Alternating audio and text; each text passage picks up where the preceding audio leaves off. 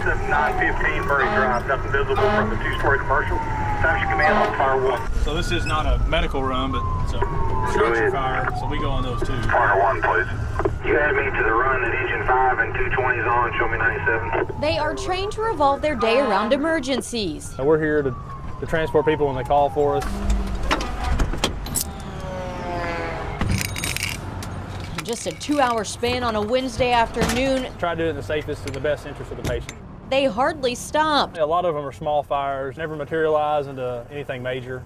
First a small fire. It's not a big, long, drawn-out process. We go out to Winchester, cross Walton. Then a behavioral call. There's a court up here to our right. And then a fall. But there has recently been a change in protocol for these men. They make a call now that they've never made before. You guys are under a pilot program right now to test sirens, right, and how you use them. We're trying something new to where it's based on the severity of the patient and if they actually need to be transported emergency to the hospital. The thought being, if it's not an emergency in the eyes of the trained EMS crew, it's not necessary for safety reasons. Statistically, firefighter Nick Stump says this sound and these lights can hurt more than help. It's very dangerous. It causes a lot of confusion sometimes.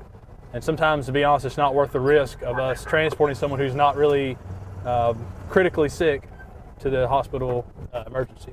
And we have a lot of distractions that can keep sirens from being heard. Public Safety Commissioner Ronnie Baston says the pilot program will continue to the end of the year. Before, lights and sirens were used on calls no matter what. Now, it's these guys' discretion. They feel confident, and I feel confident in their ability to assess patients and make good calls. We stayed with EC1 for a couple of hours. 2 medical calls. The first didn't warrant lights and sirens. For a female, 66-year-old female injured in a fall from a gray Chevy pickup. The second, Stump says, probably wouldn't have. However, one downside of not being so rushed is less buggies available for the next run. The solution is to go back to the old way and treat everything quickly. That happened on our second medical call. When it's really busy, the battalion chief on scene or the battalion chief on duty will go to what we call paper reports. It tells us that every run is going to be emergency from that point forward until we get enough trucks cleared back up, or we'll go back to normal operations.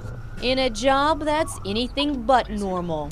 Sometimes, you know, it can be a fluid situation. It can be a situation where you're starting out thinking that it's okay and we'll go non-emergency, and then we realize, hey, maybe we should step this up, and then we can increase the lights and sirens.